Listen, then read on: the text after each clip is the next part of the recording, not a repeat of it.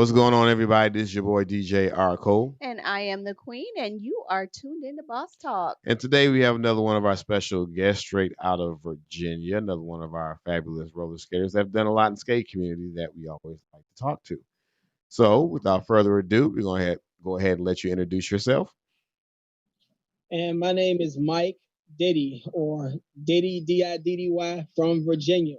All right, my man Ooh. Diddy from Virginia. So we always like to start off by asking our signature question, which is when did you start skating? How long have you been skating? Ah, I originally got my first time on roller skates. I think that was maybe like 1989. Just an elementary school field trip that I've been dying to go on for I don't know 20 years, and then it just never stopped. So I still skate when I can now, but a lot of stuff, a lot more things going on now in my life. But at the time, like I said, I was skating for quite some time. I say real heavy for maybe like 16 years, like really, really heavy. Okay. So, but what got you about that. interested in that field trip so much that you wanted to go on? So this is what happened. You're talking about mid 80s, late 80s, things like that. I come from a skate family. So a lot of my cousins, a lot of my my aunts, my uncles, they were already in the skating room. And they were going to adult sessions all the time. So I would see them come home and I'd be in my pajamas and they talking about, the girls and all kind of stuff and the skate moves and just that whole world of the 80s of them skating. Mhm. So I'm living through them through skating, and I can't wait to get my shot to go because I'm just really dying to go skating, but nobody would take me. So in first grade, I heard that the second graders got a chance to go to skating. Oh. So I knew I had one more year to wait. So if I just could be patient enough and just wait, I would go. So in 1989, they sent I was 8 years old, 89. So they sent the permission slip home to go, and I went. My mom actually chaperoned the trip just to see how serious I was. And I literally just took to it. Wow. I literally took to it, and I just never stopped. This brother was waiting. He said 1989. He know the year. He was waiting for that second grade. But what's interesting is that, I don't really think there's too many schools nowadays that actually take their students on field trips to skating rinks. It's Right. rare. Yeah. So back then, I actually remember in gym class they used to do roller skating sometimes in gym class. It was like a little special thing or something they would come in. I would always be excited about that. So basically, skating I was. wish they would let me do that. Yeah, they don't do that now. But so for you, skating is generational then. It was generational. It actually came full circle in 1999 when I was a senior in high school. A senior high school, we had a class field trip for senior day to the same skating rink that I started at. Oh wow! And by this time, I'm way more advanced than all my classmates because I never stopped skating. Yeah. Yeah. And they went on to other things. I just kept skating. So it was at the same skating ring that I started at. It was the same skating ring where I had my first job at. It was the same skating ring I got my first little kiss at, where I got like my first all this kind of stuff. So I go there, I'm highly competitive, and it's just, man, I'm not thinking about just having fun. I'm thinking about upstaging.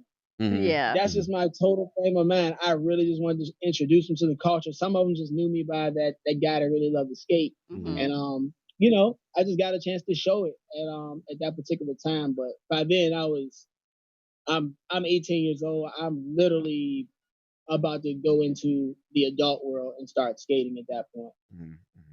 Interesting. So by that point, you were sneaking into the adult sessions, I'm sure. Yeah, because I was at the skating ring.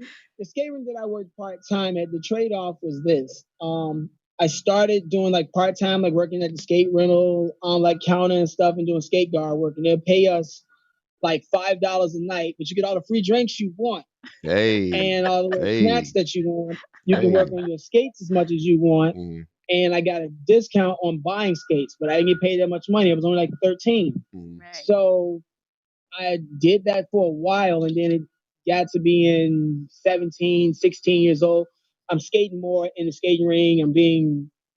I'm just getting a lot more skill at this point. And it was snowballing in so many things where even our skate sessions here, the Friday nights were more the white people and the Saturday night were more the black people. Right. So when I was around, I'm around 13, 14 years old, 12 years old, I took a lot of pride in going out on Friday nights and racing white boys and beating them. Right. That's kind of what I ended up, I like to do at Right. that time. And then I would go skating on Saturday night with my friends, but I didn't have figure skates like we have now. I had speed skates because that was the thing that was pretty popular. And I worked at the rink a lot, so I knew the floor very well. So it just snowballed, man. I just kept going and going and going until I just got into the adult world, and eventually I saw the adults come to the skating ring. I think in '99 at their own little party, and I stayed after. I didn't go home. Okay. So I got to see them skate and saw what they were doing and the type of music that they were skating to, much different than what I was doing.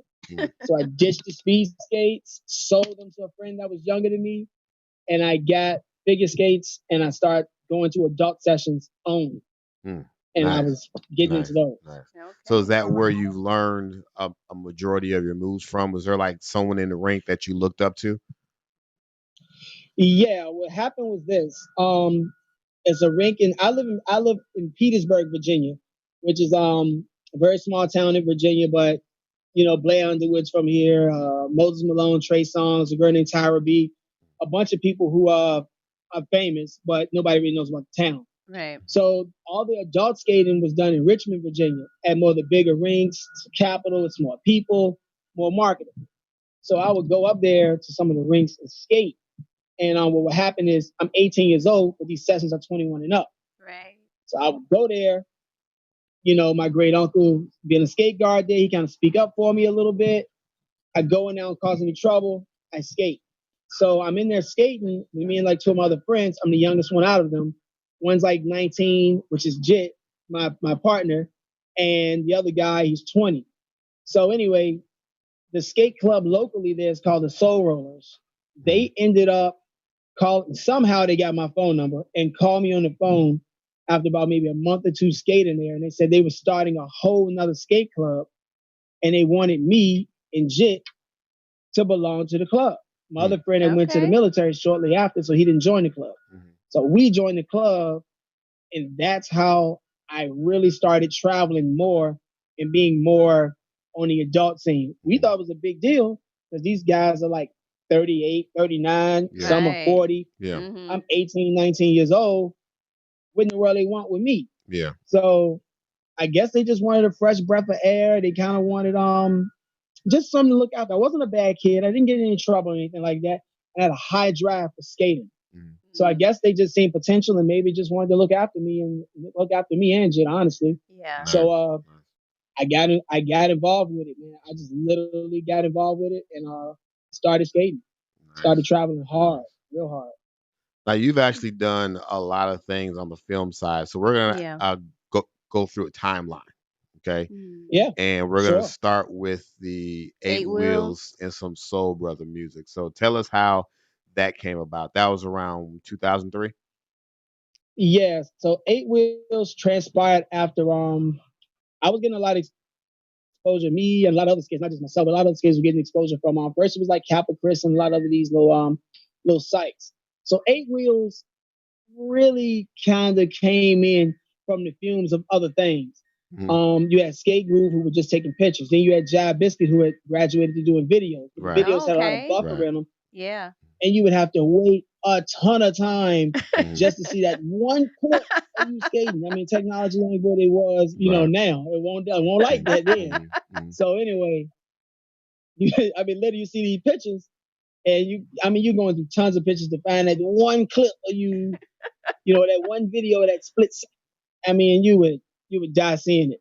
So it was getting major exposure, especially the big parties. North Carolina, Charlotte was just starting. ATL had been going for quite a while.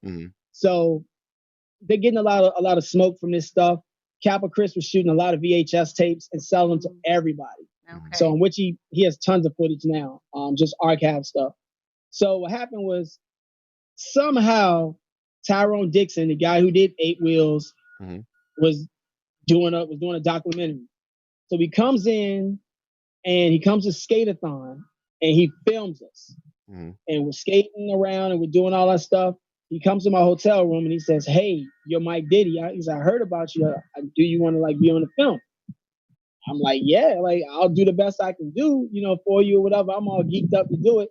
But at the time, I was good at the time. I was all right. There were guys that were better than me. There were guys that were older than me. Mhm. I was on it coming, but there were guys that were better than me and guys that I felt that had more. I call them Red Bull moves, which is like Red Bull doesn't hire anybody to do anything technical. They hire you to do things that'll damn near kill you. Right, That's what Red Bull right, Well, says. you right. gotta Yeah, have You know, wings. yeah. yeah, you gotta have wings. So it's like if you look at a Michael Jordan highlight film, you see Michael Jordan doing the most outrageous things in the world. Yeah. You don't see him doing all the technical stuff that actually won the game. Mhm. I was a technical guy.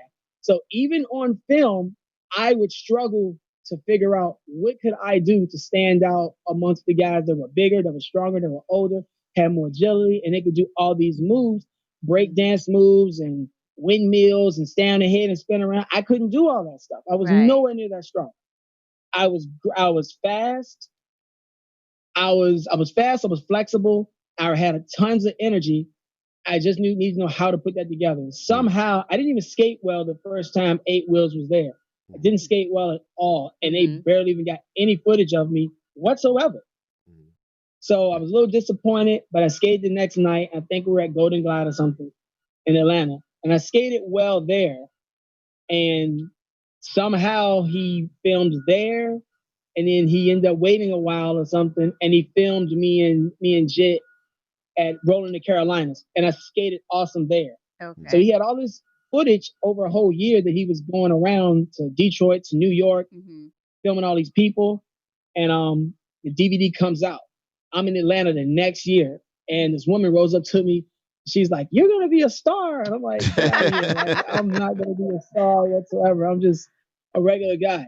Mhm. So anyway, I go in and I watch the Eight Wheels DVD, and I see myself on it. It's the first time I saw myself on I guess you would say on a film setting. Mhm. Yeah. So that's how that happened. And he sold a bunch of them, and Tyrone eventually wiggled his way into a job for roll bounce. Mhm. And he kind of finessed a way for me to get in Mhm. into that Right. situation. So let's talk a little bit So about that. yeah. Now, uh, you were a stunt double Yeah. in Roll Bounce, and this was in Yep. 2005. Sure. Was it Brandon Jackson? Yep. Mhm. Yeah, Brandon T. Jackson. Yeah, he's cool. I spoke to him a couple times. Yeah. I seen him like I think maybe like a year and a half ago or something, a year ago, Mhm. at a comedy thing here in Virginia. And I spoke to him on Instagram a couple of times. He's Mhm. cool. Yeah. At the That- time, it wasn't Brandon C. Jackson though when I got there. mhm. Okay. What happened was Tyrone Dixon got the job there, and he would email me back and forth, and I would tell my girlfriend, "Yo, I'm gonna go to Chicago and do this movie," and nobody believes me. Mhm. Right. So one day, I'm working a regular job at this time. By the way, I'm working a regular job, a first shift job that I had, and he calls me out of the blue and says, "Hey, I need you to get on a plane, be here in Chicago on Monday."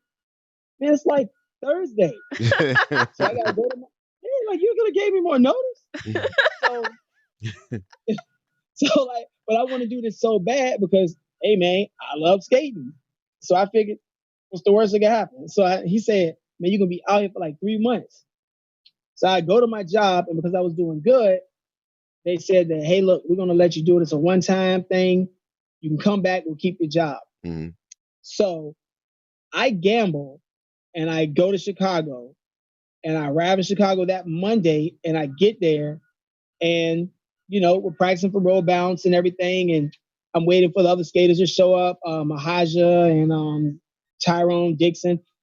Tony Zane is there, who's a really big jam skater. He's actually signed by Rodell, Mhm. so Okay. he's there.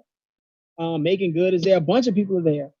And I get the flight round trip. I'm out there. They give me money and everything, and I go there behind the scenes after practice. And they have my face right next to Usher Raymond's face, and right next to Brandon T. Jackson. So I haven't even seen Brandon T. Jackson yet. I don't know who he is. I don't know anything. I'm just a regular guy there. They give me money, tell me I'm gonna be staying with Tyrone or Bill Butler, whoever, later on. But they're just trying to get the money side and tax information and all that and the address so you can get paid. They're trying to get all the information under control. So I'm like, man, Usher trying to do this? So it comes back that Usher got some other stuff going on. He ain't trying to do the movie. Whatever. So he doesn't do it. Brandon T. Jackson does it. He comes in, he's young, he's funny. And he was real down to earth. We rode the bus every day to work. Him, Ricky Galandez, there's another guy. The guy that did the stuff for Mahaja. I forgot his name, but he was there and he did all the stuff. And all these guys were great.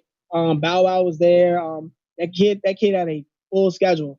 So saw him a lot, but again, he's doing press. He's doing stuff at the United Center. He's doing promotional for the movie. He's in town, radio, all this stuff, his lines. Plus he has to skate. He had a really good double. So he didn't do all this. A really good double. R.I.P. to Michael Johnson, man. Mike Johnson did a great job for that. Initially, when I got there to do roll bounce, though, it was two Chicago skaters. Actually, it was three. It was a young kid named Bryce. He was doing some work, and then it was Red and it was Leroy. They were the three from Chicago that were doing it, and they went through a bunch of people. We ended up finding the tryout tapes. Yeah. Tons of people tried out for roll bounce. Not a lot of them made it. Yeah. So they ended up calling me, Mahaja, Anthony Camacho, and they let Red and Leroy stay or whatever. They were a group, so they let them stay. I was the only one from Virginia picked to do it. The only one. So when you get there, you have a group that they already know themselves, and they're doing a lot of Chicago moves, so they already know themselves. Then you got Camacho, Mahaja, and you got Mike Johnson and Bill's practicing with us too sometimes. All New York skaters, so four of them, just me from Virginia. So we would go to some of the practice. The lingo we use here in Virginia to describe the moves or calls that we're doing, slightly skewed. Same moves, calls just different. So we'd be in practice. Sometimes I wouldn't get the calls because our calls are different. So I'm in practice. I don't have a partner. I'm skating well, but I'm not getting some of the calls. And I get really upset. And I didn't know if I even really belonged there. I had talent and I could remember the moves and I was used to doing long routines. But like I got really upset and Mike Johnson literally like Lil Mikey to take me outside and like tell me I was good enough to be there. He would help me with the calls and all kind of stuff. So I had to relearn all the calls and stuff, not to mention they're videotaping the practices every day. Okay. They're spending a lot of money on you every day. They're feeding you, hotel, money, a lot of things are happening. If you're not progressing, they'll send you home. Yeah. So they sent Tony Zane home. He has some other things going on, but I don't know if he could have. He's a great skater in his own right. He was going to be on that jam skate team, but I think he got into some issue and it didn't. I guess he rubbed him the wrong way and it sent him home. So they ended up replacing him with a couple of other skaters, but they sent him home. Yeah. He was going to be on the Sweetness squad and do some of the breakdance moves. Wow. But they ended up sending him home. Wow. Yeah, but it was a lot of things with roll bounce, man. Roll bounce was not. It was 3 months, not easy. Yeah. Not easy at all. Yeah, so from the 8 wheels to roll bounce, what did you learn in as it relates to the movie industry? What did you learn and what did you do different when you came into the roll bounce that you learned from 8 wheels and that you can take forward with you? I felt like I had a good personality, so I wasn't scared. I was never scared of a camera. I started following the camera more, doing the handful of little highlight moves that I did have at the time in front of the camera. So I stopped trying to do the technical stuff that would take more time to set up and do the bigger moves that I could do. So that would give them a way to sell me. Okay. I wasn't bad looking, I wasn't bad looking or anything like that. So I wasn't scared to be in front of a camera. I didn't shy away from it. I was highly competitive. So and I would speak up for myself, and I just never mind talking or whatever. So that was the main thing I think Mm. that went a long way into like camera or media, any type of media work that you see. The person that talks the most or the person that has the most personality is the person that gets in front of the camera. You can be a very talented person, but if you don't have personality to go with it, Yeah. Yeah. they got nothing. So words of They got advice. absolutely nothing. Yeah. Yeah. They got nothing. You know, if Michael Jordan didn't have a personality to sell, you got nothing. Hmm. You have Deion Sanders. Deion Sanders could have been a great player, but because he had style, he had Yeah. charisma, he was doing all these different things. It was prime time. You showed Yeah. him more than you Yeah. showed anybody. Look at Bo Jackson, same way. They did him the same way. They did Magic Johnson the same way. If you have personality takes you a long way. Yeah. Hey. Yeah. Yeah. Long way. Yeah. Sometimes personality can outdo talent. Mhm. And Yes. you only have to back it up a handful of times when you actually Yes. need to. Mhm. But Yeah. you gotta have personality. They'll get a Personality stunt takes you a double. long way. They'll find a stunt double for you if you don't have the talent, but the They'll personality. just find somebody that can do it for you. You Yeah. know, Yeah. I would do it. Now, You know, for those who are listening, Brandon T. Jackson was actually Sweetness. Okay, Mm. so for some of you who didn't know that. yeah. Brandon T. Jackson, he played junior. This is what Brandon T. Jackson, he played junior, and that's who I was. Sweetness was Mahaja. Oh, And the guy Mahaja. that Okay. Okay. played, yeah, was Mahaja. I can't think of it. Who was it? Ricky Gallant? No, it was Ricky Gallant. It was, can't think of his name, but the other guy with the muscles, that's who Mahaja played. Because Mhm. Okay. Mahaja was into the gym and he just wanted to work out and he's cut all up. So that's what he did all the time. Mahaja loves to lift weights. I mean, I wouldn't be surprised if Mahaja's in like the greatest shape right now. Like he probably is, I don't know, he probably was like He-Man or something right now. Like he used to love to work out. He used to love to work out. That's all we used to do every single day. You know, at practice, me and him would me and Mahaja knew each other. This is pre Facebook, MySpace, all this stuff. The Yeah. closest thing you had was Black Planet. Mhm. So in the skate Oh park, wow. Y'all forgot about that. Y'all forgot about Wow. that Black Planet. we go real far back. Wow. You know, so we would go to these skate parties and Mahaja, me and Mahaja are the same age. So I think Mahaja's maybe 1 year older than me. So we go to the parties and me and him would see each other like at Baltimore or something. And I'd say, what party you gonna be at next? And he'd say, oh, I heard Rolling Carolina's gonna be good. I'm gonna be there. And I say, all right, well, I'll meet you there. I mean, you can exchange numbers if you want. He got a life. I got a life. Yeah. We may call each other once or twice, but generally we're not online because social media skating does not exist at this time. Right. Yeah. So we would go to the parties, meet up, show each other what we've been working on, and that's how we would skate. So when we got to skate at Roll Bounce together, it was like, oh, all right, like me and him, we had been vibing for years. Yeah. So we would challenge each other in practice. We would set bottles up. We would do moves. We would do crazy legs. We would figure out who could slide the furthest. We would make. We would try our best to literally try to make the moves as hard as we could. Mhm. To skate against each other. You should see the practices. We were doing all types of stuff. Very competitive. I was competitive. He was competitive. Yeah. You know, we would do anything. We played basketball against each other. We had dinner together. He'd lift weights and I tell jokes. I just watch him lift weights and I didn't lift weights. But I tell all the jokes. You know, we go to different skating rings and skate, and he didn't drive. He's from New York. They take Yeah. public transportation. Yeah. So I would drive. He would fall asleep. And this is all we would do. You know, and 3 months, this is what we did. We skated 7 days a week for 3 days. Practice was Monday through Friday, but we still wanted to skate even on the adult sessions. Right. Mhm.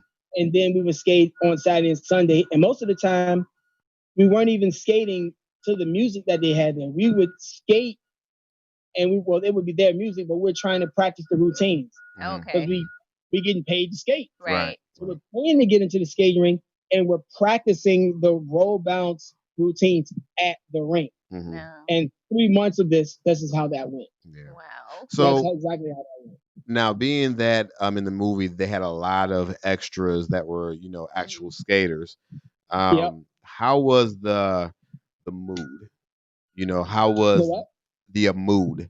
How was like the energy during those Oh man, times? the energy was cool. The extras were good. They had a lot of control on it. Hmm. Very hot though. It Hmm. was really, really hot inside the skating rink.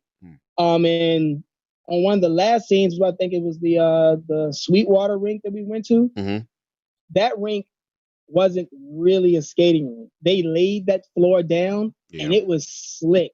Mm-hmm. So Bill Butler, what they used to do back in the day was take Ajax or like they would take Sprite or soda Mm-hmm. and mop the floor to make the floor stickier. Mm-hmm. Because you Wow. couldn't skate on it. That floor was about like lumber liquidators or something. They didn't have time to like wax or anything on it. It's like Mm-hmm. flooring or something. Yeah. Very good floor, but very slick. I Mm-hmm. mean, very slick. So they spent a lot of time trying to get that together. The move for that was fine. But here's where some conflict would come in. We, as the main five that was skating for the actors, Mm-hmm. we were getting paid decent money. I think it was like a $1.25 or something, or $1.30 a day, and extras were getting paid like maybe 90 or something. Mm-hmm. And then Okay. they would pay you maybe 300 or 500 to jump over a car or to take a picture near some shadows so they Mm-hmm. can see Okay. how your body silhouetted, or maybe what they would use on the cover of a DVD or something. Mm-hmm. Mm-hmm. So they would pay us. I think one time they paid me like $300 just to sit there and do a ton of moves, and they would take pictures and turn my body into a shadow. Mm-hmm. Whether they used them or not, couldn't tell you. Yeah. Yeah. They paid me tons of money to have people. I think it was a scene where Bow Wow jumped over a car. Yeah. He I didn't remember. jump over a car. Red jumped over a car, and they Right. paid her like $500 to do it. Mm. You know, so it was a lot of money to be made. It was a Mm-hmm. lot of money to be made, and they gave you per diem, which was like $300 to like eat. So you were making decent money. Mm-hmm. Problems came when I'm getting all these checks. I got like $3,000 in checks. Bank of America, BB&T, and in Chicago. Right. Not at that time. So you Yeah. got to go to a check cashing place, and then we had to like tell them we're doing a movie. Like, Yeah. I'm trying to get this money. I got these checks. I can't even get paid. I Mm-hmm. can't. So you're working on all these different things that you didn't know. You didn't have any training on how to do it. Right. We weren't part of SAG, Screen Actors Guild. So we didn't know anything about the SAG. I found out SAG by the lady that was the wife to Bernie Mac on the Bernie Mac show. Mm-hmm. And she was the love interest of the guy that was next door, who was Right. Bow Wow's dad, basically. So she tells me about SAG. I found out about SAG. I tell all the other guys, and they're like, "Man, maybe we should just like ask the producers if we get paid." Mm-hmm. Yeah. But they're scared to ask. Yeah. I ain't had nothing to lose. I figured, I'll ask. Mm-hmm. So I asked, and you should have seen the look on their face. I think one of the guys' name was Jeremiah or something. And I asked them, it was him and another guy, the same producers for Barbershop and all that. And all the other movies that they were doing, Barbershop 1 and 2 and Beauty Shop. Mm-hmm. So I go up to these guys. These guys are worth millions of dollars. Mm-hmm. Millions. So I go up to them and I say, "Hey, are we gonna get paid after the movie? Like, are we just cutting us off at the neck or the head or whatever, Mm-hmm. using our waist? You're using us for a lot. The actors are saying words, but this movie has a lot of roller skating in it. Yeah. Yeah. So we'll practice a lot. Are you gonna use any of this for us? Mhm. And you gonna give us any money or some compensation?" And he looks at me and he says, "No, you don't get paid after this. Mm. After you do your moves, you take what we pay you, and that's it." He was a total jerk about it. Yeah. He didn't even tell us how. He didn't even say, "Hey, listen, man, you're not gonna get paid, but if you got any interest in keep doing this, Yeah. Mhm. I can show you what you need to do Yeah. to get paid. No, you guys can join SAG. I can show you guys what's going on. Maybe in the next one, you can get paid some money." Mm-hmm. He didn't care. It was Wow. just, he didn't care. He didn't like me. I asked a lot of questions. I was very inquisitive. And me and Bill Butler are having dinner one day, and I tell Bill about the situation. And I said, "Bill, I don't think they like me." And Bill looked me square in the face and said, "Mike, they don't like you. You ask a lot of questions." Mm-hmm. And he said, "Honestly, they don't like you." He Mhm. said, "You probably asking questions that everybody want to know, but you brave enough to ask the questions, Mm. but they don't like you because you ask them." Wow. So I laid out the questions. It is what it is. I knew what I was up against at the time. I did my job. I made Brandon T. Jackson look like a star, Mhm. and that was it. I'm not saying I was everybody's favorite there. I was supposed to be there for 3 months, and like I said, I had a regular job, and I had a deadline. I had to be back at night. Right. Mhm. Right. Regular job, Mm-hmm. so my regular job. I got a car payment at this time. I'm Yeah. 24 years old. I'm responsible for things that 24-year-old guys are responsible for. Cell Yeah. phone, insurance. Yeah. I'm paying a little rent at my mom's crib now. Staying there. I moved back with my mom, so I'm staying there. Like my car is, I got car payment money. I got somebody holding my car for me when I'm gone. I'm paying car payment. So I'm like, I have to be back. So the last day of shooting, I shoot. I shoot it. I do the last scene that they require that's contractually for me to do with them. Yeah. I do it. And I knew that I was going to get in trouble with my job. And they said, you need to come back because you been holding your job too much longer. Right. You need to come back. Right. I mean, business is business. Yeah. So I do it. I get a ride from a friend from in the city where we were at. We had moved way out, almost by Indiana to shoot. So I get a ride back to Chicago, like in the city, near near the Sears Tower where we were staying. I think it was called Park Place or something like that, near Michigan Avenue or something. And we were out there. I get her to take me way out to the airport to O'Hare, and she drops me off. I leave, and I come back, and I check my voicemail when I land. They still were hoping I was in Chicago, but at that point, I had cut all communication. I was like, I did my last shot, man. Yeah. I got to go back to my job. Yeah. Yeah. But I leave when I go back to my job. They had bigger plans to go shoot to go do a music video, I think with Fabulous and Yo-Yo or something like that. And in California, which Right. required me to miss more time Right. from my regular job. Yeah. So I guess Tyrone was mad at that point. He got mad at me, wouldn't speak to me for a while, whatever the case may be. And I went back to my regular job. I thought they wouldn't even put my name in the movie at one point. Yeah. So I got paid. I did my shooting. They put my name in the movie. They rubbed Tyrone the wrong way. But Tyrone, I guess he had to look at it like this, man. I'm like, you're in the movie world. This is what you do. Right. You hired regular people to do Right. skating stuff. I had to quit my job to basically go. And when I got back, I lost my job. They fired the hell out of me. What happened to that? We gonna hold it for you. Now, very funny, but I was extra disappointed. Like they fired the hell out of me. They reneged on any deal that they did. They got rid of the guy I made the deal with. Like, wow. Got rid of me, X me all the way out the deal. Like kicked me out the group, got rid of me. So I lost my job to do a movie, and it was the job was replaceable. It was fine, but I ended up getting another job. But at the end of the day, like I put a lot on the lines for roller skating for that. Yeah. To lose my job and for that, like man, it was really tough catching up on it. Luckily, I saved up my money pretty well, so I was covered for a while. But I was making a decent amount of money out there, so I saved up pretty good. So if you had to do it all over again, with knowing you would lose your job and everything like that, would you still do it?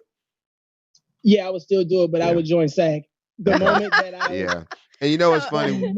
I would join SAG in a heartbeat. Yeah, we've actually spoken to quite a few skaters who have been involved in some type of filming and production, and they all say the same thing. Yeah. Get in SAG because that's how you keep your residuals. That's how you keep the guys that did ATL. All of those guys were taken care of very well. I knew when ATL was going to be shot, and I heard about it through a rumor before it was even going to get shot. I heard about it that they were going to do a movie, and I was like, I think me and Bill Butler were talking about it. And he didn't really have a beat on too much what was going on, right? But he just heard about it. So by the time they started shooting, I was already working another regular job. I was like, man, I'm about to quit again, like to go down here and do this movie in Atlanta. Like, God. So Skate-a-thon's coming up, they still shooting. I go down there, you have a sound door saying that they're shooting, but you ain't getting paid no money for extra scenes. So I was like, whatever. I'm just here for the party. So I go skate, and I was like, man, I ain't see no cameras in here the whole time. Like, I don't know what they talking about. I didn't shoot nothing. So I didn't care. I just went on ahead and skated. The movie comes out, and I look at the camera scenes as they're using filler to fill certain scenes of mass skating, like trying to make the floor look like it's packed. It's more packed than what it was. Yeah. So they're using Skate-a-thon for that scene because it's mass people. You got 1,600, 1,500, maybe 3,000 people in one place, probably 1,000 on the floor, something like that. It looks really full going around the whole skating rink. Skates everywhere, people, different styles, cultures, whatever. So they're using that as filler. So I recognize a girl skate that I know by the name of Shetney. And at this time, Shetney is the only skater in the United States that has black and white skates with a clean bell boot and a Snyder plate. She's the only person. Mm. There are only 3 people in the country at that particular time that was even skating in clean bells, which was probably Raymond, who's a DJ now in Charlotte, Shedney, who lives in Charlotte now, and Mahaja. Mm-hmm. Only people who were skating in clean bells. Clean bell is a very, very expensive roller skating boot. It's like $1,200. Mm-hmm. They're the only ones doing it. Very recognizable boot. Mm-hmm. I was like, that's Shedney. So they were using all of this stuff and as filler, and then you got to see them skating with like a guy named Boo that was in the middle. So they had the camera up top, and they had a couple of people on the floor doing a couple of shots around very briefly. They got what they want, and they were out. Didn't have to pay a soul. Wow. So they got away with murder. Wow. Didn't have to pay anybody any money whatsoever. We didn't even sign waivers to come into the rink to even do any of this. Oh Wow. wow. Yeah, if Interesting. you That's go very back and look at interesting. ATL, the scene where they talk about what groups they have and all this other stuff, and you get to see what groups they were doing and the nights that they were skating. You look at the scenes and you slow it down, and you start seeing where they do the camera shot of the whole rink. That's Skate-a-thon. I got the DVD here right now to prove it. That's Skate-a-thon. Wow. That is not them shooting on a regular night. They're skating at Skate-a-thon and they're shooting there. Nobody got paid. The only people that got paid for that movie were the people who were the actual guys on those teams that was skating on the I guess like the rival teams against the team that T.I. and all them were on. Those guys get paid to this day. They get paid to this day. And I know they get paid to this day because I know a couple of them that did the movie. They get paid to this day. They get checks in the mail. Or DVDs, they get paid when it's on BET. They get royalties from that. We weren't taken care of like that. Yeah. Wow. So much better situation. I would join SAG the moment she told me to join SAG. Should have looked it up. I didn't know anything about that. Right. I'm young. I was 24 years old. I didn't know anything about it. Right. Wow. Wow. That's crazy. So y'all, if y'all gonna do anything film production, make sure Yeah. you guys join SAG and Yeah. get your Yeah. money. Most Because ain't definitely. nobody gonna tell you. So yeah, when you No. have the contracts though, like I mean, at 24, I know you probably really wasn't reading the contract. You just like, okay, I'm gonna get this money, but Yeah. looking back, when they put that contract in front of you, I know probably now you will be like, I think I want to run this past a lawyer, run it past somebody else, Yeah. so that I know Yeah. what I'm I getting was just, into. man, I was just thinking like, okay, I'm here to do this movie. This is just work. I mean, they're just giving you money. Yeah. They say they're gonna take care of you. You know, you got somewhere to stay. I mean, I bought luggage out there. I'm thinking I'm gonna stay 3 months. When I got there, I didn't wear half the stuff. I ended up sending some of that stuff back home. I ended up staying with I moved out from Tyrone. I ended up moving in with Bill, Mahaja, Tony Camacho, and me and Mikey. So, like I say, we stayed in a very good building. I mean, this is like a rich building, but we're going to practice every day and we're just going to dinner and stuff. Most of the time, basketball shorts, sweats, Yeah. jogging pants. I had a couple pair of jeans, maybe some shoes, plain white t-shirts, whatever. I sent all the rest of the stuff home. I didn't even need all that stuff. And as far as somewhere to stay, it was like a 1 bedroom, like I was like a big giant loft basically, and that's where all of us stayed. Bill was the oldest, so he got the bedroom. Mikey took the couch. Me and Mahaja slept on the floor. We were the youngest, and Camacho made so many friends with the stars. He stayed in the penthouse with the stars the majority of the time. They're around his age bracket, and I think Camacho was like maybe 3 years, 4 years younger than me and Mahaja. So me and Mahaja were the same age. A lot of them were in our age bracket, so we didn't even hang with them. So we just slept on the floor 3 months. That's what we did. I maybe flew back home twice, and that was it. Wow. Yep.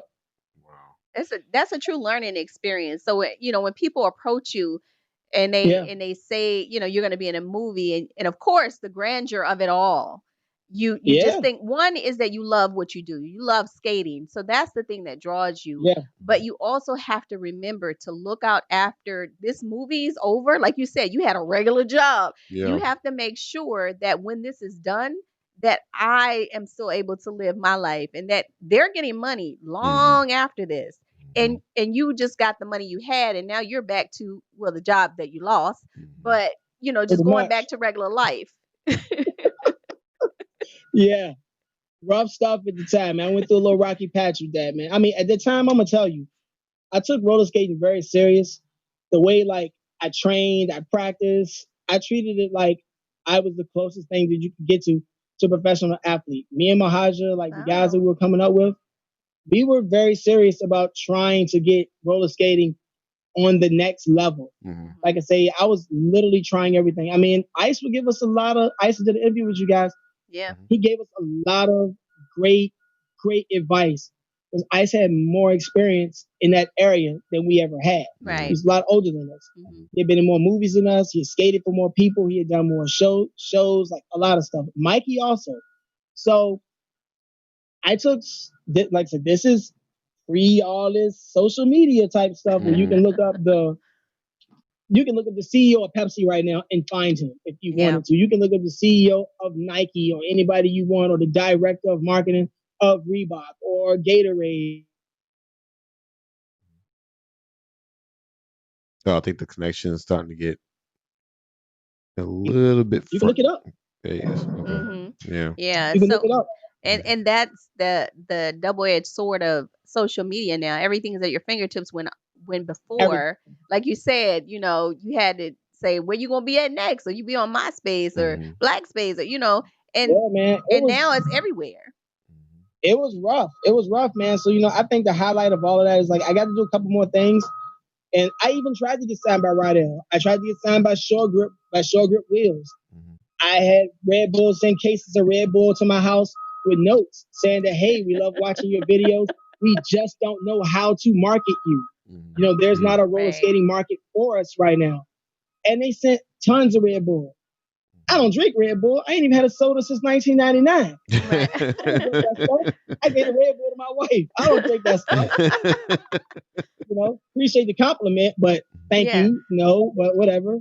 Yeah. So it was a great time, man. Of just trying to grow, and I think I was so competitive because at the time when I first started skating on that timeline we're talking about, when I first started, Virginia was Virginia was a state with no identity. Mhm. It wasn't like Mm. northern New Jersey or New York or Philly had fast backwards. Delaware, things like that. Chicago, Detroit. These people when you see them because they have a specific style, they have a specific way about them. Virginia, we didn't have that. Mhm. So we didn't have any of that stuff at the moment. When I first started skating, I was so competitive. I would get so angry at parties that we would be skating and I would go to the booth and I would ask for a roll call song Mhm. that we could have. And because we weren't as much of a popular state, we Right. would get some bull. We would Right. literally get a song and get placed geographically with a state that we had nothing in common. They'd be like, okay, Virginia and Florida, or Mhm. Virginia and New Orleans. I'm like, Mhm. Yeah. what? Like, what are you guys doing? Like, and I would be so angry. I would be skating around so angry. And I got to a point I would say, you know what? I'm gonna take the handful of moves I do have. I'm out with these people from Texas. I don't even know. Mhm. I'm gonna do the most highlighted moves that I can do in front of everybody to get everybody to know who we are. And Yeah. I would do that in every party that we were disrespected at. I mean, we was disrespected at a lot of parties. It doesn't make a difference if it was rolling the Carolinas, if it was Atlanta, if it was a party in Delaware, East Coast collaboration. It could be anywhere. Virginia did not have a name. They didn't have a style. It's not the way that it is now. It was nowhere near it is. It took me and Jit to start skating, but I got influenced by a guy named Jay, a Mhm. guy named Jay Flynn. And Jay was from New York, but Jay ended up with a job in Virginia, in Northern Virginia, and then he moved to an area that was in the 757, where I skated at the majority of the time out by the beach. So I would travel out to nearby this small little town called Smithfield, and they had a really good session that I skated at for like 10 years straight, every Sunday, Mhm. for like 10 years straight. I only missed like 3 Sundays Mhm. in Wow. 10 years. So I skated there with Jay. And I traveled with Jay for a lot of years. Jay would take me to New York. He would take me to Atlanta. He would show me all these things. And I literally became like basically like a student, like his son. and he would show me all this stuff. And that's how I learned how to start skating that style. Hmm. And then I started skating it, Jit started skating it, and we would like gravitate to more skaters. And now, 10, 15 years later, that whole Virginia scene now here is a product of that. But that only happened because of Jay. If Hmm. I would have never made the connection with Jay, we would still be trucking. So We when would we still be hear going roll around the call skating for rink. Virginia, what style do we see? That style would have been called back in the day. That style would have been called trucking, which would be a leader guy in the Trucking. front, and you would be going around in a circle, just following each other with like a base corner step. Hmm. Now, if you go to a party, you can't tell a New York skater from a Virginia skater, a North Jersey skater from a Virginia skater. Hmm. They all skate alike. Oh, You can't tell like you can't tell like a couple of guys from Charlotte, North Carolina, or Raleigh, North Carolina, from a Virginia skate unless you know where they live. You go to a Yeah. national yeah. party, you're from the West Coast, you're gonna say, "Oh, they must be from New York, or they're from Virginia." That Mm, person could be from North Carolina, Hmm. yeah. but they all skate alike. They Hmm. all Okay. skate alike because of that market. And I Mm, also lived in North Carolina for years, and Jit did too. So that whole market has been changed. The whole North Carolina market has been changed. Virginia's been changed. The Atlanta market has changed because Jay now lives there. mm, Brian lives there. A lot of New York people retire and they move to the Atlanta area, which totally changes the skate demographic. Now mm, these people don't even skate the way Atlanta skaters skated 15 years ago. Yeah. They don't okay. even Yeah. look the same anymore. Yeah. So it just goes to show you the influence that one or two skaters can have over a whole culture. It's a big And now influence. that's how it's transformed. Yeah, it's a real big influence. Really big. So Yeah. so what are some of the other things that you've done? Oh, Because you are an man, actor, he's an you're a actor. model. He's a model. He's a teacher. You're a choreographer. Yeah, Come yeah. on Like I now. said, I've done a lot of stuff as far as the skate lessons and skate stuff and just being around the skate community a lot. I used to throw a ton of skate parties here, especially on my birthday. I used to throw big parties here on my birthday that were really good. A lot of people used to come out and support it, which was good. I mean, you needed camaraderie to like build and all this stuff. So a lot of that stuff I got into, it wasn't just because I got older. It was because I was in Virginia Skate Connection, which was the club. Mhm. Okay. So Virginia Skate Connection was ran by Angie, a lady named Angela Parham or Angela Satterwhite. So she ran that with a lady named Melanie Johnson. So what happened was eventually the two clubs split and Melanie did Synergy. I didn't go with Synergy. I stayed with Virginia Skate Connection. So when you're young, you start being around the club. They're showing you how to throw parties. You're young. You ain't getting a block of rooms. You ain't Right. got the credit to do that. You don't got a credit card and nothing to do this stuff.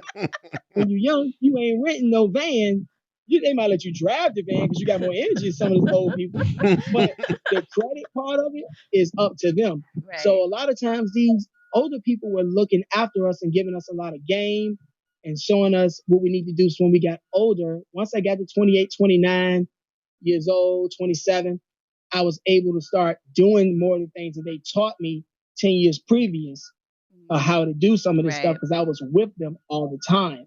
So I give big props to, like I said, to Angie, Melanie, people keeping us out of trouble. Mhm. A lot of that stuff that we were getting into. I've done roll bounce competitions. I've been to shows. I've won competitions. I won competitions. So the first competition I ever won was a skate competition in Ohio against a guy named John, who John was much older than me, and he probably let me win. I don't know, but he was a great guy. He probably let me win. I don't know, but he was a great guy, and I won it there. I won. Me and Jid have won. I don't know, like maybe five or something, or four or five adrenaline awards. Mhm. Adrenaline awards is a great thing. I wish they did have now, Yeah. Mhm. Yeah. but Yeah. Stop that. adrenaline was, I think, got toxic. It Mhm. got toxic to a point where people were, I don't know, fudging the votes or doing something or Mhm. having people at their jobs didn't even support roller skating. It started not being real votes. Mhm. Mhm. And they ended up banning Jid and I from it because we kept winning, Mhm. which we were the only people to get banned at that time. And I Right. got a little upset about it. Like to say, okay, if Beyonce wins best female artist every year, she's Right. gonna win 10, 15 years in a row. You're not Right. gonna tell Beyonce she can't win anymore. You're Yeah. just Right. gonna tell everybody else you just need to get better. Step up your Right. Right. game. Step it up. Yeah. You need to step Hmm. your game up. And at the time, nobody was stepping their game up. I never got mad that I didn't win best male skater, that they gave it to somebody else every year. I just kept trying to step my game up, even though I felt I was robbed on a bunch of years. I just Hmm. didn't ever got mad about it. I just kept skating. I just Yeah. kept skating. That's all it was. So I Right. was just highly competitive. what do you think made or turned the awards toxic, and what would you had preferred them to do versus taking them away? Like what could they have done to keep it there? I wish they'd made voting some type of way a little more fair. I Hmm. think they got into a situation where they were trying to protect people's feelings, or Uh, trying to, or this what you, or sometimes you have an area they want to see grow. So you'll have a state that's got somewhat of good potential of skaters that are coming out, and you're using that platform to boost popularity in where people would travel there. So let's give you an example. Say Milwaukee's a ghost town right now in skating. Maybe you got one or two good skaters in Milwaukee that are somewhat decent. Hmm. mhm. So you want Milwaukee or people to travel to Milwaukee more to show that demographic Mhm. more play. So you put that person maybe they may be kick ass good, but you'll Hmm. put them in a league with two or three other top skaters that are clearly better. You let the Milwaukee guy win. The Milwaukee guy gets up there. A lot of people start going to Milwaukee. A lot of Okay. people start giving that demographic more. So it's a Mhm. lot more parties. Skating rings are getting more money. It's just a lot more going on. You're basically expanding the market more by giving young talent a stage. Hmm. I mean, But in the who same have you ever token, you can give them the stage by letting them compete. They don't have to win for you to don't try have to to. win? Right. I mean, the stage And is I've seen it there. happen. Yeah. I've seen it happen. I won't name the skater that snubbed me and another guy at the same year. I won't name him, but even he knew he wasn't supposed to win. Hmm. Mm. He snubbed me and a guy that was on the same level of me at the time, and both of us were in our prime. Hmm. And he snubbed us both. He didn't even think he was gonna win. So he I was up there wasn't. looking excited. I won? Who, me? Yeah. So he didn't even know he was gonna win. When they called his name, he looked around like me, like I know y'all ain't called me. He's like, I know y'all ain't called me. He had the So snack it was bar. just like, and everybody's looking because I mean, it was stacked. It was literally stacked. It was like me, Mahaja, and the guy who the other guy was. It was like three or four of us, and everybody's like, "Oh, Diddy or Mahaja is probably gonna win it." Those are the guys that are probably getting the most shine at this particular Yeah. time. Hmm. Um, and when he won, we were like, Mahaja wasn't there. I was there. And I was like, oh, wow. I was like, if Mahaja would have won, I wouldn't even have said anything. I'd have been like, Right. all right, Mahaja won. Big deal. All right. Hmm. All right, get him next time, whatever. Right. And that's it. But he gave us respect up there. His speech, he did say in his speech that man, the competition was stacked. He said I didn't really expect this. And I didn't expect him to turn it down. Right. Right. He was put in a tough position. He was a young kid at the time. Yeah. He's a grown man now. Hmm. At the time, he was probably only 20, Okay. if that. He was probably maybe 19, 20 years old. He was very young. But at the time, that's what it was. And that's when I kind of got the hint there. I was like, yo, they're trying to change the demographic. So I Yeah. understood it. I Right. never agreed with it though. I Hmm. Yeah. never agreed with it. I had won a ton of awards and I had been out for a long time. So what would they wouldn't have grew any more given somebody from New York or somebody from New Jersey or a kid from Virginia that's really popular, the scene wouldn't have grown any more. Hmm. Hmm. But if you let a kid grow in a market that it's up and coming and it's nobody going there, Yeah. Hmm. you let him now win. Hmm. His crew gets shine. He gets shine. When they start throwing parties, it's now the adrenaline award winner you can put on a flyer. That Hmm. person can now be marketed more for better DJs to come there. The adult whole scene can now change there. Skate game has started getting real ruthless. It Yeah. Yeah. But it literally shouldn't be started. That was It's a political. lot of politics. well. That's Yeah. It just the shouldn't way be that it's going, political. and I that mean, was it's about the actually art. yeah. That was one of the things I was going to ask is that Yeah. throughout your years, what changes have you seen and have you've experienced? Because Yeah. We've asked multiple skaters this same Hmm. question in the interviews, and I always like to get the answers because I've seen a big change in my years Oh of yeah, it's skating, tons of change. and it's not good, you know. Oh no, no, no, So, no, no. It's not so good. I don't yeah. see. I think the age thing Hmm. that changed a lot. That was the first big change because you had Hmm. to have permission when you first started going to these adult parties and somebody to Mhm. vouch for you. Right. Hmm. Now you're 18, 19 years old. You can come in there and skate with some guys that are 25 years old or whatever. And nobody vouches for you at all. And not to say that I've seen any of the younger generation get into any fights. In 20 years, I've seen a handful of fights. None of them have been the younger generation. Now, Hmm. young generation may play music, get loud, have a couple drinks or something, but they're not doing anything. They're not doing anything that the older guys aren't doing. The older Hmm. guys are the ones that I majority saw of the fights. The younger generation just really wants to skate. I think that social media has turned the younger generation into more. They're hungry, but it turned them into microwave skaters. Hmm. So Oh. microwaving meaning nobody has to be creative anymore. Hmm. When Mhm. I skated, I had to be creative. Yeah. I couldn't go online and look at Mahaja. I couldn't go look at Boo Hmm. from Right. New York or Hmm. Ice Right. or Guy. I couldn't go look at old footage. I had to, if I wanted to get good or get a couple of moves, I had to buy a VHS tape, study a VHS tape, and then try to move. Now I can go on YouTube right now and look up a ton of people. Yeah. I can go Hmm. on YouTube right now. I can go on Instagram right now and look at Brandon Young do the craziest moves you ever seen in your life. Hmm.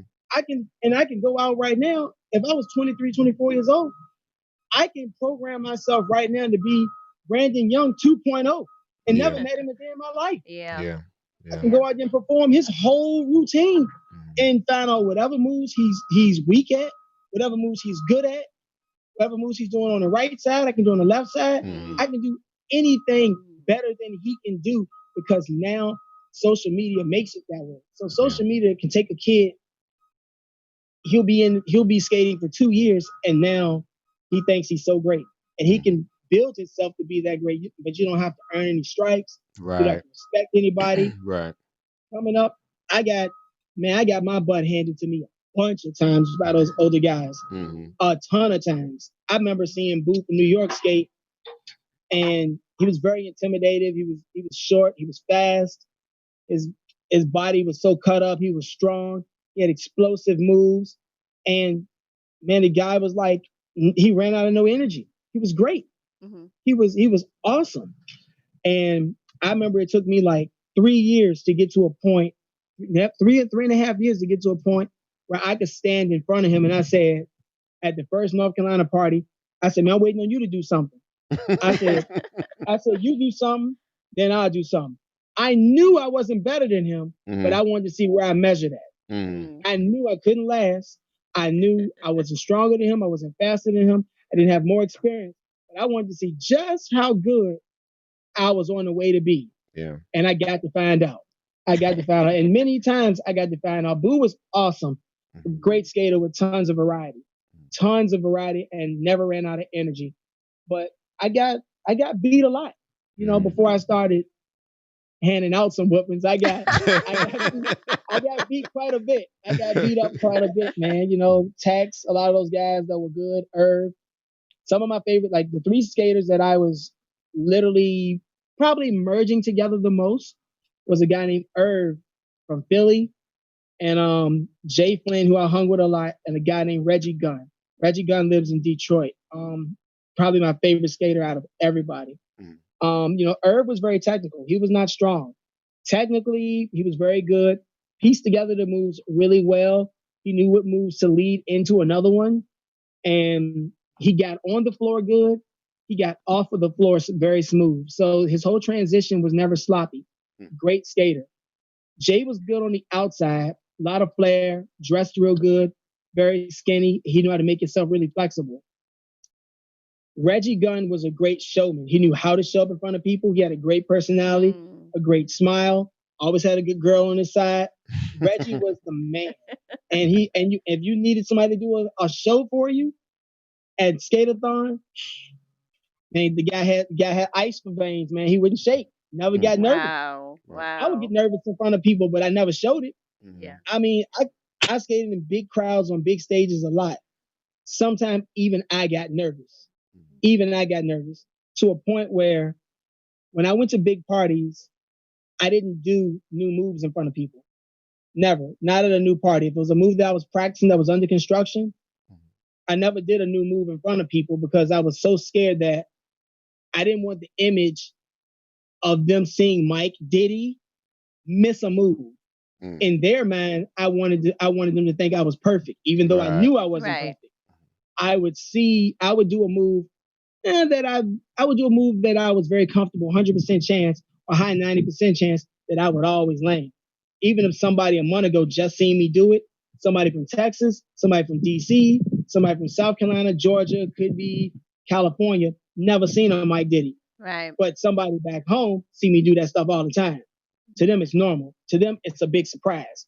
So this is how I started trying to build the image of who I was trying to be, or I was one of the top skaters in Virginia or top skaters on the East Coast. Some nights I was probably the best skater on the East Coast. Mm, Some nights I wasn't, but to I was able to get a name somewhat in that way by doing that. I never gambled new moves at a party in front of somebody. If you saw me do something that was amazing, I probably did it 100 times. If you saw me get mad at it, it was 101 time and I missed it. And I probably was upset about it. And I probably was upset about it. Have you ever skate I was very competitive. Very, very competitive. have you ever skated internationally? No, but I was talking to Joey years ago. We're talking 10 years ago, something like that, 9 years ago.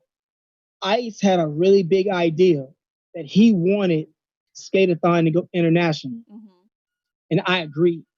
I said, that'd be awesome because the European market begs to know Yes. what the American market is doing. yeah. Mm-hmm. Japan wants to hang on to any culture Oh that we yeah. put out there. That's why hip hop is such a big culture. That's why Right. Right. breakdancing is such a big Right. culture. Right.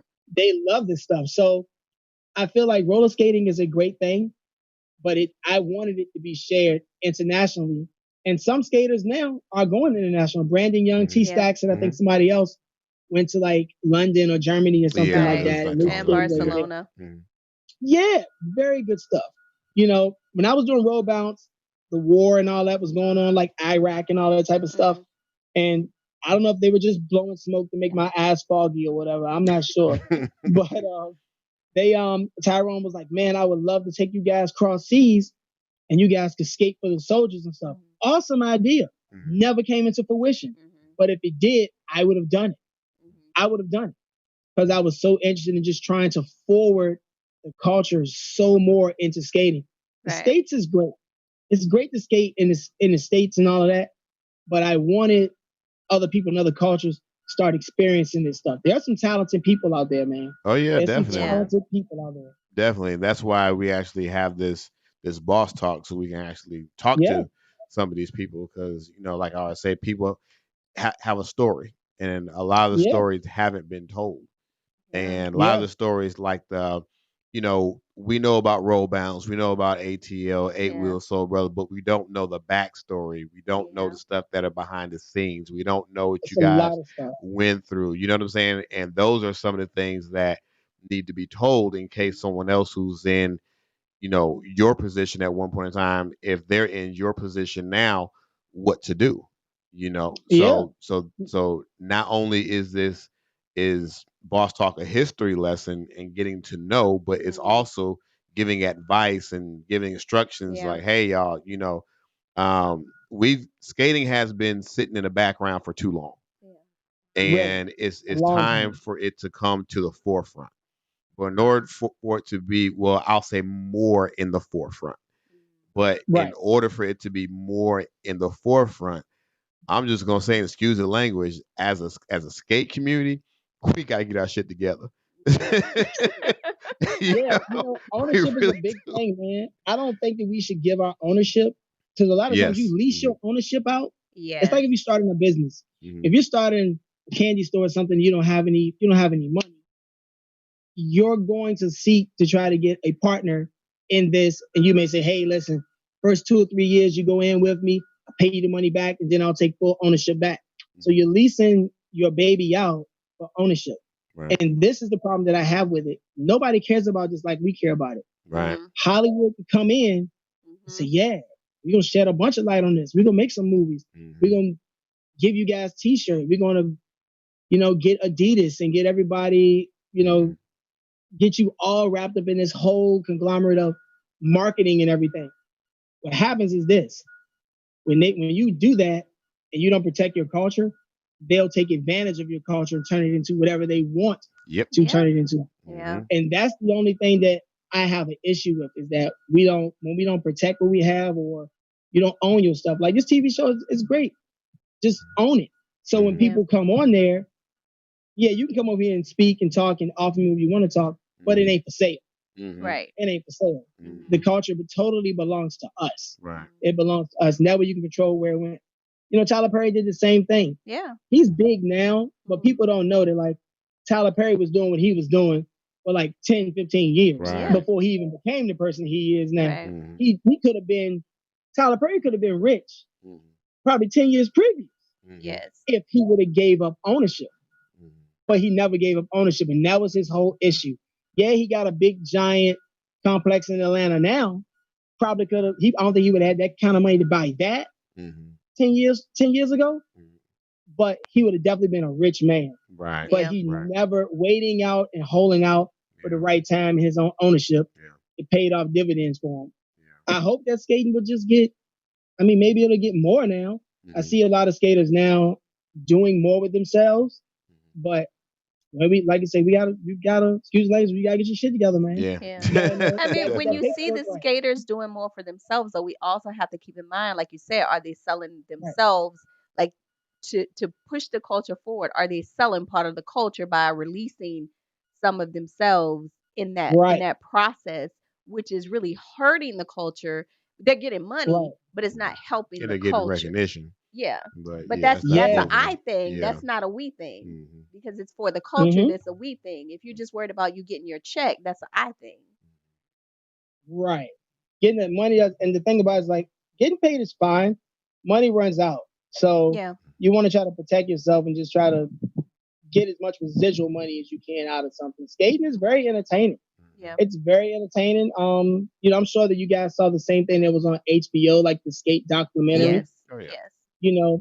That documentary, I'm glad that it got off the ground. I watched it. Tons of people watched it.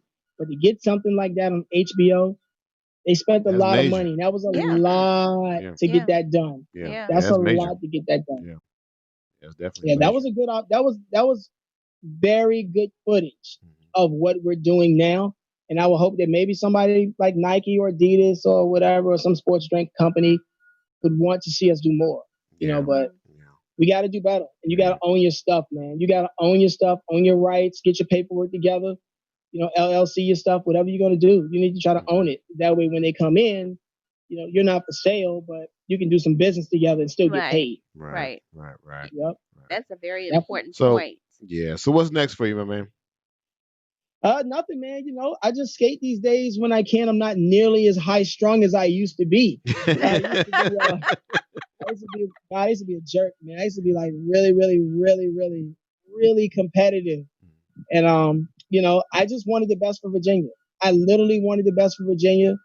And that's where that competitive stuff came from. These days, I'm glad there are young guys that have taken the foundation that we've set of people that helped me, and they're able to do stuff for it. So, I was always into more than one thing, so like these days, like I say, I got kids and still a regular job and career and stuff like that now. And, I skate when I can, but I have other hobbies that I'm into, tennis and racing cars.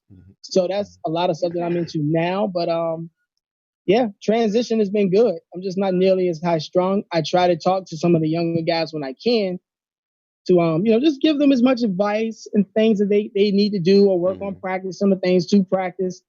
And just stuff I wish I would have known, maybe 25, 26 years old. Right. I wish I would have known. Just give them a couple little tips and stuff. But that's really all I'm up to now. Skating when I can and just enjoying it for the fun. That's pretty much it. Well, hopefully someone's listening to this right now Yeah. or watching the video and they're like, you know what? I got some information. Yeah. Now I know what I need to be doing in order to move forward. So, Yeah. you know, And if some def- people want to see some of your footwork, they can check you out on YouTube. He has some Tons of it on definite there. footwork on the middle game. He was on Ring of Fire. What is Ring of Fire?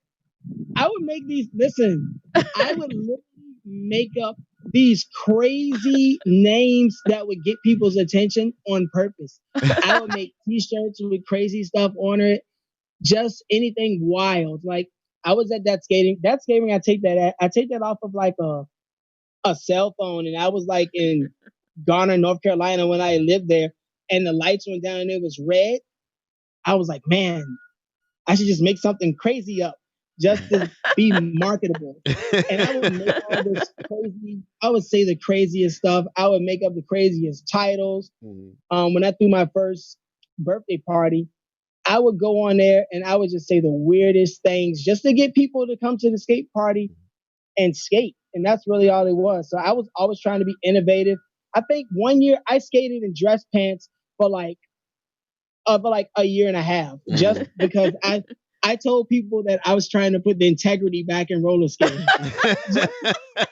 I would say and do anything just to try to reinvent something wild. I would Mhm. do the craziest stuff when I was young, but it was all it was all in good faith. But I was really just trying to be very competitive and just trying to give Virginia a name. It was so tough getting a state its own identity because they Yeah. would New York was so much better.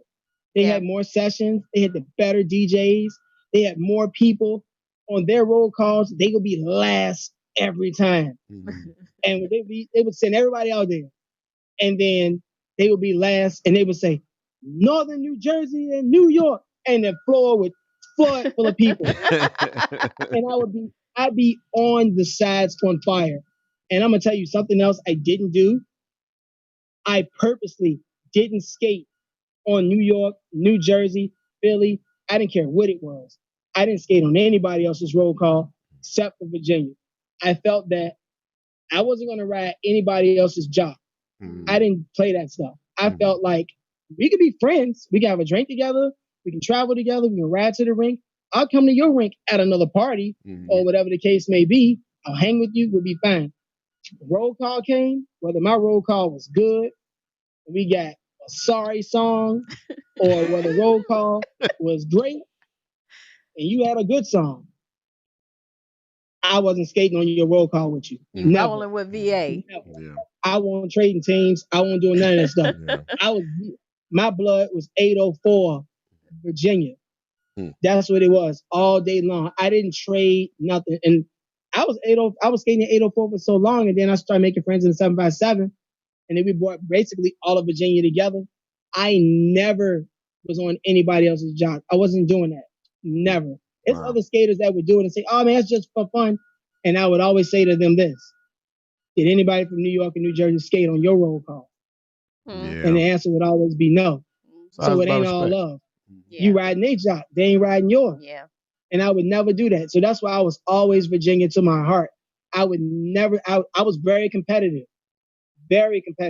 Just like I was not putting on another uniform. Mhm. Never. We can have fun together. But I was never skating on your roll call because I wasn't repping your state. Yeah. Never. Mhm. You'd never see that from me. And Wow. that's exactly how I was when I was skating. I was Wow. very competitive and very serious about where I was from. Wow. Yep. Wow. That's how I played it the whole time I traveled from 2000 or 1999 up to about 2015, Mhm. Mm. traveling a lot. That's exactly how I was. 100% Virginia. I would don't even ask me to come out there with you. I'm not gonna do it. Wow. Never. Wow. Wow. Yep. So right now, with all of our viewers and our listeners, how can they get a hold of you if they have any questions or anything like that? Yeah, you got questions? I'm on if you want to talk to me, I guess you can hit me on Facebook under Mike Diddy Giles. Put Mike and Diddy together with no space and then Giles, Giles. That's my real name, or you don't want to talk to me. You want to look at a bunch of videos online of stuff that I was doing when I was in my 20s. Yeah. Look up Mike Diddy. Look up Get Mike some Diddy skate inspiration. tape. Yeah, he's definitely on YouTube. You can see some of that middle Yeah, game, that footwork, that charisma. He has yeah, interviews on the underground interview, Ring of Fire. He was even skating while he was waiting on his food to come. So you can check him yeah. out. Some of those interviews, the interviews I was doing crazy stuff. The interviews I was doing, believe it or not, one of the guys was my best friend, and I would just play these games that I would be interviewing myself because we didn't have enough people.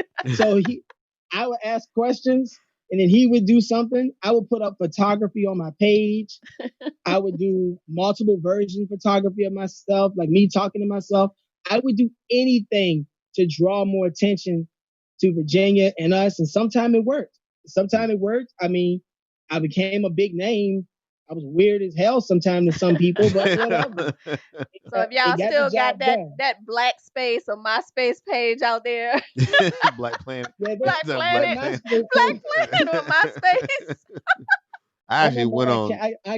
I looked at my MySpace page one day. I think I deleted it. Oh, Yeah, yes, I you looked on actually Fun Black stuff though. Planet. no, I actually went on MySpace to see Oh, if my okay. profile was still there because I've never deleted it. Uh-huh. But they've since I believe they got They rid of merged with everybody's somebody, or stuff. oh, Yeah, okay. because now Yeah, that's a MySpace is long all time ago. about music now. Oh, So okay. yeah, All right. so well, we greatly appreciate you taking out your time to Yes. speak Yes. with us, man. We greatly enjoyed all the information, and Yeah, most definitely. yeah, and like I said, hopefully some young one is listening to this right now, getting some inspiration, Yeah. getting some Yeah. motivation, so forth. So again, we greatly appreciate you. We appreciate all of our listeners listening in and those that will be viewing this. We appreciate you guys as well. Yep. So with that being said, we will see you guys On on the the wood. wood.